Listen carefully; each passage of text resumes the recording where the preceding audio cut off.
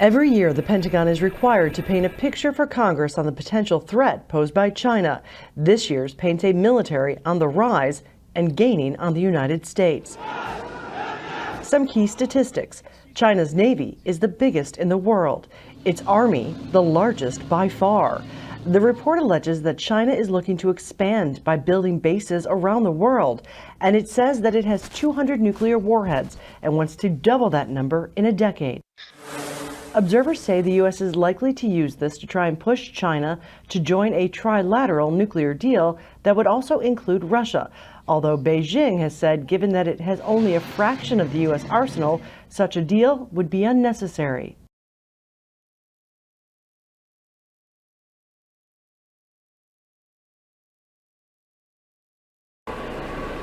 Five years ago, it created an outpouring of grief in France so great, millions took to the streets, crying out, "Je suis Charlie," or "I am Charlie." Now, 200 plaintiffs, family members and victims will be able to speak of their pain and the horrors they lived through in January 2015. In this courtroom, they'll be able to seek answers in a trial that's slated to last until November 10th. With the three principal perpetrators deceased, the French justice system is looking into the involvement of 14 individuals that may have had supporting roles. A trial that's meant to be a moment of catharsis and a means of getting to the truth about a chain of attacks that began on Wednesday, January 7th, 2015, when two brothers, Saïd and Sherif Kouachi, entered the offices of Charlie Hebdo, a satirical magazine. Saying they were avenging Allah, the French jihadists would gun down and kill 11 people there, and then another, a police officer, as they fled.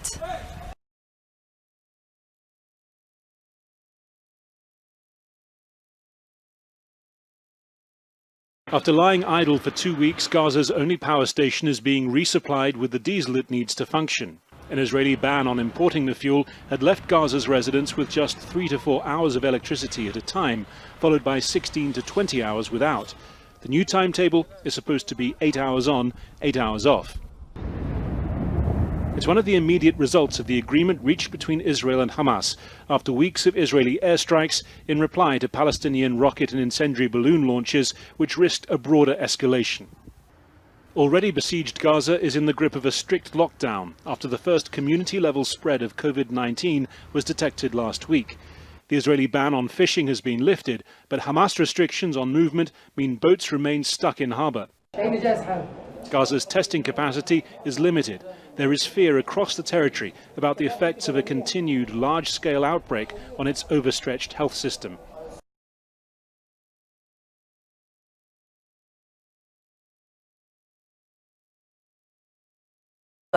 Will vote on hastily drawn-up constitutional changes today. Prime Minister Boyko Borisov is looking for a political lifeline and has pushed the reforms, hoping to diffuse weeks of demonstrations. Nightly protests have become a regular sight on the streets of the capital, Sofia. Swathes of the population are pushing back against organised crime and corruption, which have engulfed the political institutions and continue to blight the country. The Prime Minister has failed to follow through on an initial offer to resign, and lawmakers, eager for more meaningful reform, say they're largely uninterested in the proposed changes.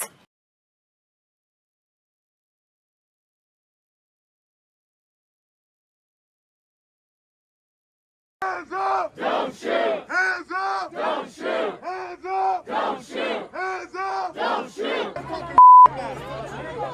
He didn't like us talking about him, and we had a put some guard right now!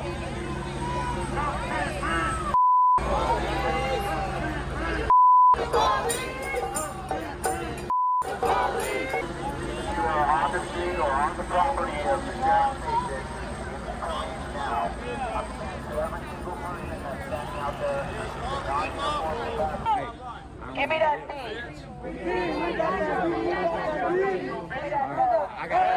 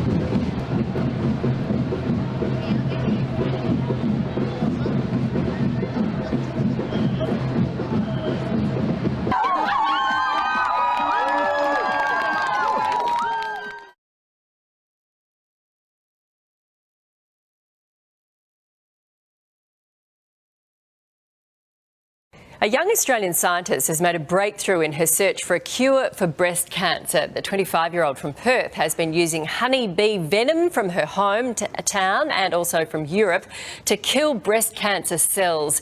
In lab tests, the venom attacked the bad cells, killing them in 60 minutes without affecting the good cells. Dr. Chiara Duffy is leading the research and she joins me now. Morning to you. How does the venom work to kill breast cancer cells?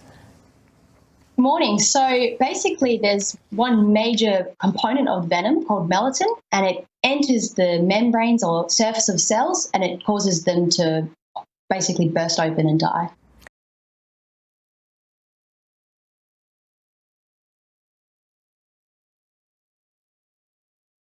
Pakistan has banned Tinder and Grindr and other such online dating apps over immoral content.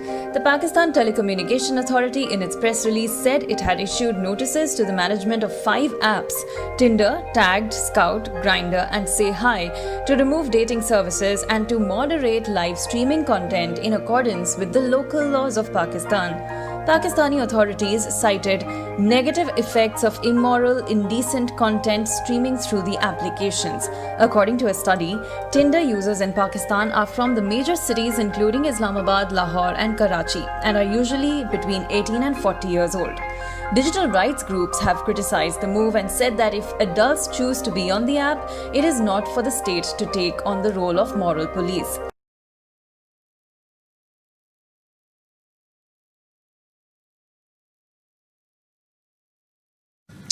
The former commander of one of the Khmer Rouge's most brutal prisons has died this Wednesday at the age of 77. Kang Gek Yu, who was better known as Comrade Doik, was admitted to hospital on Monday with breathing difficulties. He was serving a life prison term for war crimes and crimes against humanity for his part in the Maoist regime which controlled Cambodia in the late 1970s.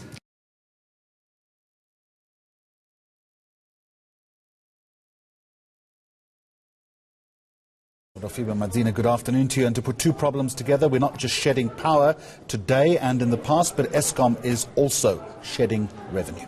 Like many other state-owned entities, Jeremy, so the struggling state-owned power utility Eskom's gross debt has increased to 488 billion rand as of March this year, and this comes from 440 billion rand a year earlier.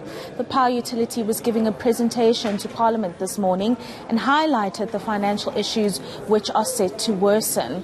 Eskom says its pre-audited results for the year 2019-2020 financial year reflected a closing cash balance of 23 billion rand. It says the risk of power cuts will remain until it has completed an 18-month maintenance program. Currently, Eskom is cutting 2,000 megawatts from the grid between 8 a.m. this morning and 10 p.m. this evening, and that's continuing with rolling blackouts that are adding to South Africa's economic woes.